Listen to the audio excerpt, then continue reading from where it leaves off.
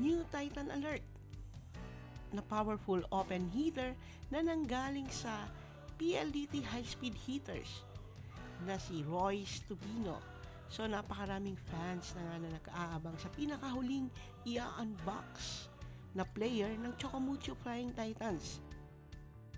Ang pinakabagong veteran player na makakasama ng Ubi Girls. Darating na conference. Sabi nga dito sa post ng Chocomucho Flying Titans, salute this dynamic soldier athlete turned powerful open heater. Get ready for a season of explosive and tactical plays. Kaya ngayon sa darating na conference, nakakatakot na ang Chocomucho Flying Titans. Welcome home, Royce Tubino. Thanks for watching.